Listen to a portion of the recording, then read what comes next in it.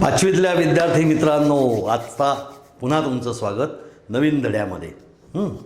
आपला नवीन धडा काय आहे? नियम सर्वांसाठी. नियम सर्वांसाठी.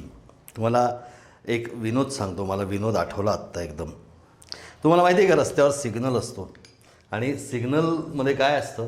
सिग्नलमध्ये 3 रंगांचे दिवे असतात.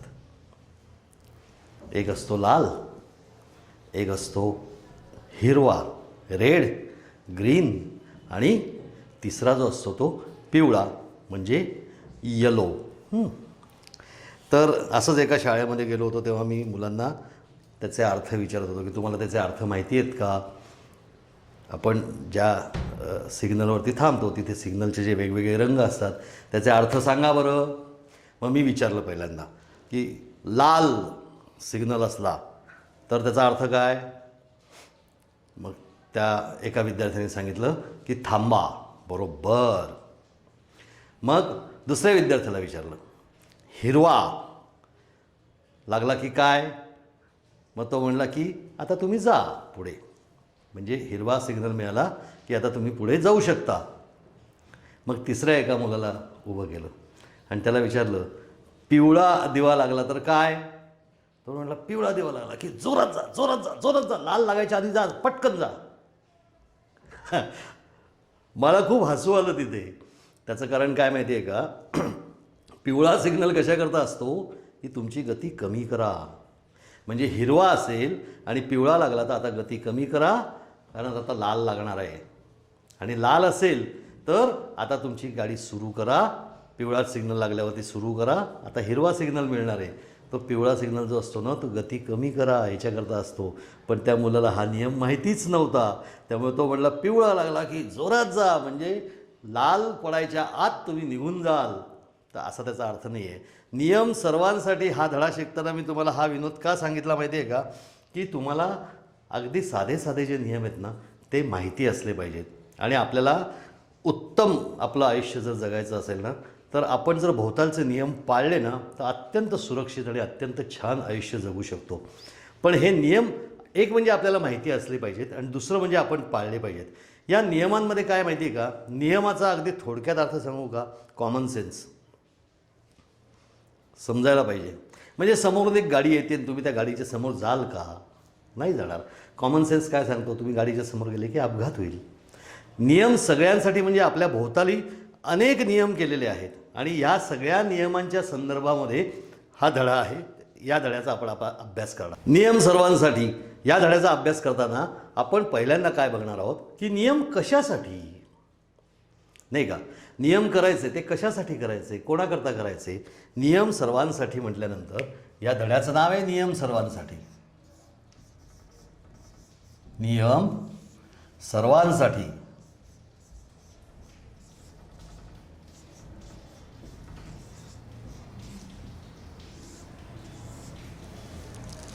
नियम सर्वांसाठी.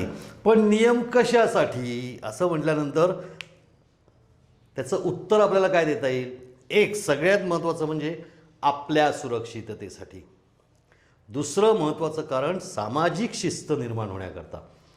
आणि तिसरं आणखी महत्त्वाचं कारण काय की सगळ्यांना सगळे सारखे, कोणावर अन्याय होऊ नये याच्यासाठी, सगळ्यांना सगळ्या संधी समान मिळाव्यात याच्याकरता नियम पाळायचे.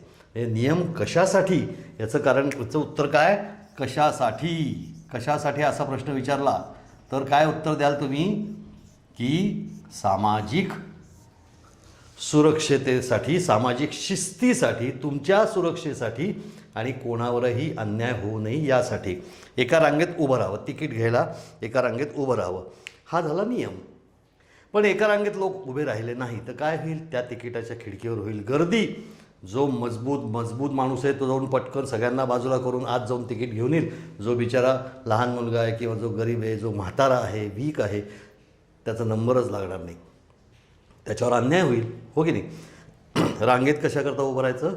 तर सगळ्यांना समान न्याय मिळावा याच्यासाठी. सामाजिक सुरक्षितता म्हणजे काय? सगळ्यांची सुरक्षितता, तुमची आमची भोवतालच्या सगळ्या लोकांची सुरक्षितता. फुटपाथ कशाकरता असतात? लोकांनी पायी चालण्याकरता फुटपाथ असतात. आता फुटपाथ सोडून तुम्ही जर रस्त्यावर चालायला लागले तर नाही चालणार. कारण काय? मग रस्त्यावरनं चालणाऱ्या वाहनांना त्याचा अडथळा होईल, एखाद्या वाहनाच्या लक्षात नाही आलं तर अपघात होईल. तुमचाच असं नाही, कोणाचाही अपघात होईल. नियम का पाळायचे? भोवतालचे सगळेच नियम जे काय असतील ते का पाळायचे? तर ते नियम तुमच्या सुरक्षिततेकरता असतात, त्याचबरोबर लोकांच्या सुरक्षिततेकरता असतात. तुम्ही समजा एखादी गाडी चालवता आहात आणि तुम्ही सिग्नल मोडला तर काय होईल? दुसऱ्याला अपघात होऊन त्याला त्रास होईल, म्हणजे त्याला कदाचित ॲडमिट करावं लागेल. समजतं ना? म्हणजे नियम केवळ तुमच्या सुरक्षिततेसाठी नाही तर लोकांच्यासुद्धा सुरक्षिततेसाठी आपल्याला नियम पाळायचे असतात. आणि मग ही समाजाची रचना सगळी व्यवस्थित, घडी नीट बसली पाहिजे, रचना सगळी व्यवस्थित आहे तशी चालली पाहिजे, याच्याकरता नियम पाळायचे. निसर्ग आपले नियम बदलत नाहीत, मात्र आपण केलेले जे नियम असतात ते बदलता येतात. का? कारण परिस्थितीनुरूप बदलतात. निसर्ग आणि आपले नियम म्हणजे निसर्ग आणि माणूस अशी जर आपण तुलना केली तर निसर्ग त्याचे नियम बदलत नाही. म्हणजे सूर्य उगवण्याचा थांबतो का? नाही, सूर्य उगवणार आहे. श्रावण महिना श्रावण महिन्यातच येणार आहे, नाही का? पावसाळ्यात पाऊस येणार आहे. निसर्ग त्याचे नियम बदलत नाही, ते निसर्गाचे नियम आहेत. माणसाने मात्र नियम बदलले पाहिजे. याचं कारण जशी जशी परिस्थिती बदलत जाते तशा तशा बदलत्या परिस्थितीनुसार जर काही गोष्ट चुकत असेल तर ती दुरुस्त केली पाहिजे. म्हणजे बघा की आपल्याकडे ब्रिटिशांचा काळ होता, ब्रिटिशांचा काळ, तेव्हा मतदानाचं वय होतं 21 वर्ष. पण मग स्वातंत्र्य मिळाल्यानंतर आपण ठरवलं की नाही 18व्या वर्षी माणूस सज्ञान होतो, म्हणून मग आपण मतदानाचं वय 18 केलं. किंवा सतीची चाल होती पूर्वी, ती सतीची चाल बंद झाली. किंवा आपण असे अनेक नियम केले की त्या समाजामधल्या ज्या वेगवेगळ्या रूढी परंपरा आहेत त्या जर चुकीच्या असतील आणि काही नियम जर चुकीचे असतील तर ते दुरुस्त करण्याचा आपल्याला अधिकार असतो. म्हणून माणूस काय करतो? नियम बदलू शकतो. निसर्ग आपले नियम बदलत नाही, पण माणूस आपले नियम बदलू शकतो. सुरक्षितता हा विषय मी तुम्हाला जसा सांगितला तसा अन्याय नको हाही विषय तुम्हाला सांगितला. कोणावरही अन्याय होता कामा नये याच्याकरता नियम केलेले असतात. तुम्ही बघाल भोवतालचे जेवढे काही नियम आहेत ते सगळ्यांसाठी आहेत. मी तुम्हाला सिग्नलचं उदाहरण का दिलं की तो सगळ्यांसाठी आहे. सिग्नलवर थांबावं हे सगळ्यांकरता आहे आणि हिरवा सिग्नल मिळाल्यानंतर पुढे जावं हे सगळ्यांकरता आहे. त्याच्यामुळे अपघात होत नाही, अपघात झाले नाही की समाजाला सुरक्षितता मिळते. असे कित्येक नियम आपण पाळत असतो. मी मगाशी तुम्हाला रांगेत उभं राहण्याचं उदाहरण का दिलं की समजा रांगेत नाही उभं राहिलं तर तिथे खूप मोठा गोंधळ होईल, कदाचित एखाद वेळेस दंगल होईल. तुम्ही एखाद्या दुकानामध्ये गेले आणि त्या दुकानामध्ये काही वस्तू खरेदी करायची तर तुम्हाला त्या दुकानाचे नियम आहेत. म्हणजे मॉलमध्ये गेले समजा तर तिथे काही नियम आहेत, ते नियम तुम्हाला पाळावे लागतात. तुम्ही पाळता ते नियम, सगळेजण पाळता. हॉटेलमध्ये गेले तुम्हाला कसंही वागून नाही चालणार, तुम्हाला काही विशिष्ट नियमांनी राहावं लागतं, त्या विशिष्ट नियमांनी वागावं लागतं. त्यामुळे नियम सगळ्यांकरता असतात. आणि ते आता हॉटेलसारखी जागा, मॉलसारखी जागा जिथे अनेक लोक एकत्र येत असतात त्या ठिकाणी तुम्ही जर नियम पाळले नाही तर अनेक लोकांना त्याचा त्रास होईल. त्यामुळे सगळ्यांकरता नियम असतात. आणि अन्याय नको म्हणजे कसं की एक मोठा एक लहान, एक श्रीमंत एक गरीब असं नाही, नियम सगळ्यांकरता. असं आहे का की एखादा श्रीमंत माणूस आहे म्हणून त्यांनी सिग्नल क्रॉस करून गेला तर चालेल आणि एखादा गरीब माणूस आहे तर त्याला सिग्नलवरच अडून पडावं लागेल असं नाही आहे. सिग्नल सगळ्यांकरता, रस्ते सगळ्यांकरता, रस्त्यावरचे नियम सगळ्यांकरता, रस्त्याचे फुटपाथ सगळ्यांकरता. म्हणजे नियम कोणाकरता असं सगळ्यांकरता. तिथे लहान मोठा कोणी नाही, सगळ्यांचा आदर असतो म्हणून आपण नियम पाळत असतो. या नियमातूनच काय होते? समाजाची प्रगती होते. नियमातून समाजाची प्रगती होते.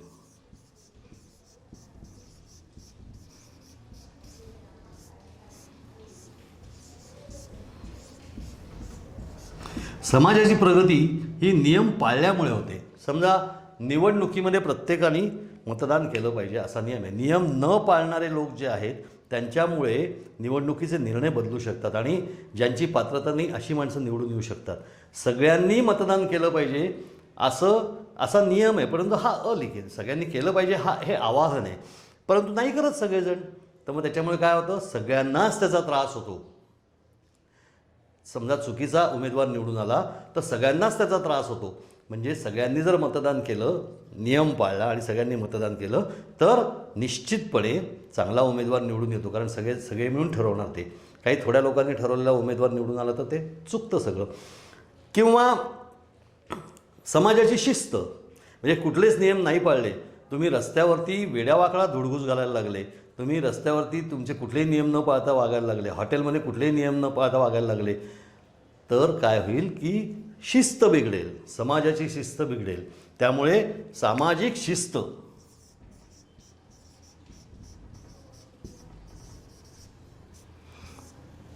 सामाजिक शिस्त हे मुद्दे लक्षात ठेवा. फक्त हे परीक्षेमध्ये तुम्हाला याची उत्तरं द्यायची आहेत. ही सामाजिक शिस्त पाळायची असेल तर तुम्हाला नियम पाळावे लागतात. आणखी नियम पाळण्याचं महत्त्वाचं कारण, नियमाचं महत्त्वाचं कारण काय? नियम कशा करता? नियम सर्वांसाठी कशा करता? अनिष्ट रूढी, अनिष्ट रूढी आणि परंपरा बंद करणे. कोणकोणत्या अनिष्ट रूढी आणि परंपरा आपल्याकडे आहेत तुम्हाला माहिती आहे ना? आपल्याकडे जातीभेद ही एक अतिशय अनिष्ट रूढी आहे, अतिशय अनिष्ट परंपरा आहे. हा या जातीचा, तो त्या जातीचा, तो त्या जातीचा, हा त्या जातीचा. बोलताना एकमेकांशी बोलताना सुद्धा हा त्या जातीचा. आपण कित्येक वेळा आपल्या घरात किंवा आजूबाजूच्या लोकांमध्ये सुद्धा ऐकतो की अमुक आहे ना तो तमुक जातीचा आहे. जातीभेद ही आपल्याकडची अत्यंत अनिष्ट रूढी आहे. त्याहीपेक्षा वाईट रूढी आपल्याकडे होती ती म्हणजे अस्पृश्यता. म्हणजे विशिष्ट समाजाच्या लोकांना स्पर्शसुद्धा करायचा नाही. कोणी त्याला दलित म्हणायचे, कोणी त्याला पददलित म्हणायचे, कोणी त्याला मागासवर्गीय म्हणायचे, कोणी काही म्हणायचे आणि त्यांना स्पर्शसुद्धा करायचा नाही, अशी आपल्याकडे अनिष्ट प्रथा होती. पण आपल्या घटनेने याचा स्वतंत्र विचार केला आणि घटनेने असं सांगितलं की अस्पृश्यता पाळणं हा गुन्हा आहे. एखाद्याने जर अस्पृश्यता पाळली तर त्याच्यावर खटला दाखल होऊ शकतो. पण हा आपण बदललेला नियम, माणूस म्हणून हा आपण बदललेला नियम. परंतु ही प्रथा अतिशय वाईट आहे. बालविवाहाची प्रथा आपल्याकडे कायदा केला आहे. बालविवाह करता कामा नये असा आपल्याकडे कायदा केलेला आहे. मुलीचं वय 18 वर्ष असलं पाहिजे, मुलाचं वय 21 वर्ष असलं पाहिजे, हा कायदा केलेला आहे. तरीसुद्धा अजूनही ग्रामीण भागामध्ये, खेड्यापाड्यांमध्ये, वेगवेगळ्या, केवळ महाराष्ट्रातच नव्हे तर सगळ्या राज्यांमध्ये ग्रामीण भागामध्ये बालविवाहाची फार मोठी प्रथा आहे. आणि लहानपणी त्या मुलीचं लग्न करून टाकतात, त्या मुलाचं लग्न करून टाकतात आणि त्यांच्या पूर्ण आयुष्याचं वाटोळं करून टाकतात. बालविवाह ही एक अतिशय अनिष्ट प्रथा आहे आणि ती बंद करायची असेल तर नियम करण्याची गरज असते. नियम कशासाठी करायचा असतो? ती अशी अनिष्ट प्रथा बंद करायची असेल तर नियम करण्याची गरज असते. अंधश्रद्धा नावाची एक अत्यंत वाईट गोष्ट आपल्याकडे आहे. अंधश्रद्धा म्हणजे काय माहिती आहे का तुम्हाला? कोणीतरी एक साधू, कोणीतरी एक बाबा, कोणीतरी एक जादूटोणा करतो, कोणीतरी एक मांत्रिक, कोणीतरी एक वैदू, काहीतरी जादूटोणा करतात आणि काय कशातनं बाहेर पडतात, तुम्हाला संकटातनं बाहेर काढतात. कोणी भूत उतरवतात, कोणी साप उतरवतात. अत्यंत चुकीच्या गोष्टी आहेत. अंधश्रद्धा आहे. म्हणजे अशा जादूटोण्यानी किंवा अशा कुठल्या तरी माणसाने, साधू संतांनी सांगितल्यामुळे असं काही कुठलीही गोष्ट घडत नसते. जी निसर्ग नियमानुसार घडणार असते तशीच घडत असते. परंतु लोक त्याच्यावर विश्वास ठेवतात आणि मग अशा लोकांवर विश्वास ठेवून म्हणजे श्रद्धा ठेवतात की अरे हा माणूस ना मला रोगातनं मुक्त करेल, हा माणूस ना मला चांगला पैसा मिळवून देईल, हा माणूस आहे ना हा माझ्या पोटी मुलाला जन्माला घालेल. म्हणजे अंधश्रद्धा की त्या माणसाकडे जायचं, त्याला नमस्कार करायचा, त्याला दक्षिणा द्यायची, त्याच्या गळ्यात माळा घालायच्या, त्याला मोठं करायचं आणि त्याला आम्हाला आमच्या संकटातून मोकळं कर असं सांगायचं. असं कुठलाही माणूस तुम्हाला संकटातून असा मोकळा करू शकत नाही. तुम्ही मेहनत करा, काम करा, उत्तम काम करा, त्याच्यातून मोठे व्हा आणि निसर्गनियमानुसार जे होईल ते स्वीकारा. त्यामुळे अंधश्रद्धा ही बंद झाली पाहिजे. याच्याकरता अंधश्रद्धा आणि जादूटोणा निर्मूलनाचा कायदा आपण केला, नियम केला. नियम कशासाठी करायचा? सामाजिक सुरक्षा. समाजामध्ये ज्या या चुकीच्या प्रथा आहेत त्याच्यामुळे संपूर्ण समाजावरती परिणाम होतो आहे. या प्रथा बंद केल्या पाहिजेत. ह्याच्याकरता हा नियम करावा लागतो. हा नियम सगळ्यांसाठी का? तर समाज हा एकसंघ आहे, एकत्र आहे. समाजातला एकच भाग असा असेल की या अंधश्रद्धा पाळत असेल तर त्याला त्याच्यातून बाहेर काढणं, त्याच्या गैरसमजातून त्याला बाहेर काढणं. याच्याकरता जर तो आपण समजावून सांगून त्याचं प्रबोधन करून ऐकत नसेल तर नियम करावा लागतो. म्हणून नियम कशासाठी, त्याचं हेही एक उत्तर आहे. आणखी एक अत्यंत महत्त्वाची गोष्ट आहे नियम कशासाठी, आणि त्याचं मुद्दाम मी हिरवा पेन घेतला आहे. पर्यावरण रक्षण.